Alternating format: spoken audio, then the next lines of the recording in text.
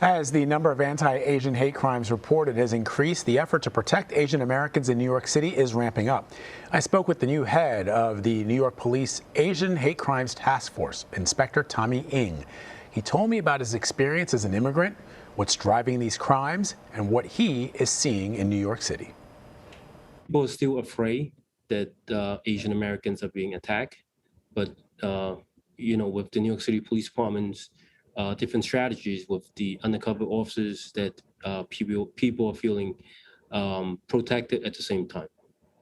For many people, when they see video images, surveillance video of attacks, specifically in New York City, it appears that many of these attacks are perpetrated by African Americans, and they are the ones carrying out these attacks on Asian Americans. And it's hard sometimes to convince Asian Americans, older Asian Americans, or even some younger ones, that there isn't some kind of a bias against them coming from African American members of the community. What does your data specifically say about the ethnic groups in analyzing the data who are perpetrating these attacks? I think the focus should be on, a common denominator, that some of these attacks, the perpetrator do have mental illness.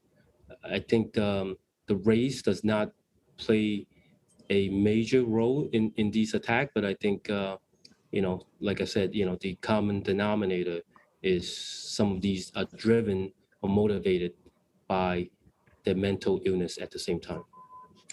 And so if it's not race-driven, if it's not an attack based on the victim's race, then can they be classified as hate crimes? Depending on, that particular situations and circumstances. Like, help our viewers understand, what are those different situations and circumstances? Any racial statements that being made, whether there was a prior interactions with a similar incident around the same time in the same area, those are the criteria that we also look at as well. I wonder if during the course of the pandemic, the trials and tribulations, the stress of the pandemic has exacerbated issues, which means that police officers are now dealing with more people who do have mental health issues on the streets of New York, especially now that we're starting to come out of the pandemic and people are finding themselves out and about as the weather gets warmer. Has it just made your job, the police officer's job in New York, a little harder? Oh, absolutely. I think, with the downturn of the financial situations, not just in New York City, but everywhere in the United States, we do see and experience an increase in those type of, situations. It is more difficult for police officers to do the job, definitely, yes. And what we have to do is we have to ensure that, every part of the New York City is being protected at all costs. One of the challenges, certainly for the police, has been that typically, historically, members of Asian American communities, whether they are Chinese or whether they are Korean, are not so quick to report crimes, that offenses that happen to them or to their own family members. How have you and your officers overcome that? Because frankly, what we see is oftentimes surveillance video that captures these crimes happening, which then brings it to the attention of the public. And I wonder if you are seeing an increased level of reporting of those crimes from those communities. Absolutely. We do see social media is being posted online or on various media platforms. At the same time that Asian Americans are more proactive in documenting these situations nowadays, that I guess Asian Americans are ensuring their rights are being protected at the same time.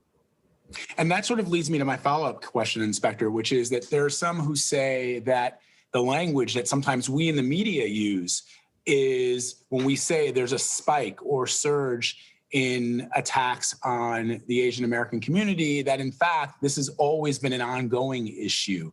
That it's not new, it's just that we now have surveillance video or social media, as you pointed out, or in fact, some younger members are reporting them, but this isn't new. What do you say to that? This is absolutely not new.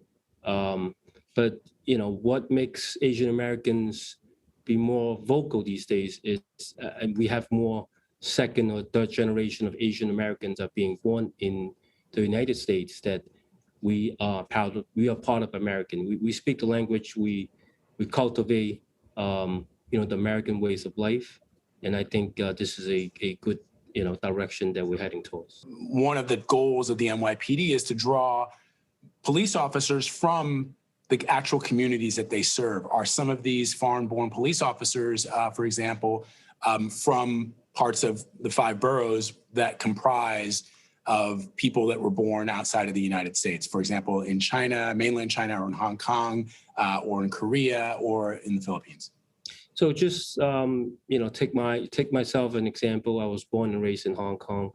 I came to this country when I was 16 years old, and I'm very familiar with what Asian American experiencing right now, especially coming from Hong Kong, and experience the same issue that we're experiencing right now. That it's a firsthand experience for me. In reading your bio, you were actually robbed a couple of times when you were younger, and you yourself have talked about how difficult it is sometimes for victims to come forward. How has that experience shaped your time as a police officer on the streets? I think that understanding the victims going through these traumatic incidents is extremely important. Myself was a victim of a robbery twice back when I was a teenager, working my part-time job during school. So, the first time I didn't report to the police due to the fact that I was relatively new to this country with language barriers, and I wasn't familiar with the justice systems as to how to report crimes, and I didn't have anyone to talk to and speak to about these type of incidents. So the second time it happened to me that I report to the police, just because I learned the language, and they know that as a victim we should let the local authority to know about these violence attacks. What did your parents say when you told them that you wanted to be a New York City police officer? They were very happy, very pleased about my decisions. I tell my friends or my family members all the time that being police officer is not just a job, but it's also a career as well. Excellent. Inspector, thanks so much for spending some time with us. We appreciate it. Thank you so much. Just a quick note, Anne-Marie, Inspector Ng has been with the NYPD for 24 years. That was a really fascinating interview, Vlad. I particularly like it because it touches on sort of the nuance of tackling crimes against Asian Americans, that it's not kind of like a clear shot, like this is a race-based crime. No, it's not. There are all these other things happening, particularly in big cities like New York, like San Francisco, that mental health is a component, that, whether or not the Asian American community feels comfortable coming forward to the police is a component. And for these very many reasons, you need someone who specializes in this particular area. So it sounds like, the Asian American community in New York has a very good advocate working for them. Yeah, I thought, one of the things, just think about it for a second in New York City. So let's say somebody has a mental health issue and they happen to be a person of color. They then attack an Asian person, an Asian American person because of those mental health issues, but then they use a racial slur in committing that act. So now the law has to really try and comprehend, how do you classify this? It's certainly an assault. That's the first thing, right? Or however the different degrees of legal assaults that can be defined. You've got a person who's got a mental health issue, but then used a racial slur. Are they really? It's just so complicated. And I think that when we it's not. I don't mean we, me, and you, but the media generally. We roll the video and we say this is what happened, and then we show who the perpetrator is, and then maybe we even show a mugshot, and that's it. And we get reaction from the victims, and we're on to the next story. And I think what the NYPD is saying in creating this special task force, which I didn't realize until Inspector Ng told me, is mostly comprised of people like him, who are Asian Americans who were born in countries all over East and Southeast Asia, and that is really, really important, because just because you are Korean American, you're a Korean American officer, doesn't mean you're going to necessarily connect with somebody who's from China, who was born in China, and the NYPD has recognized that.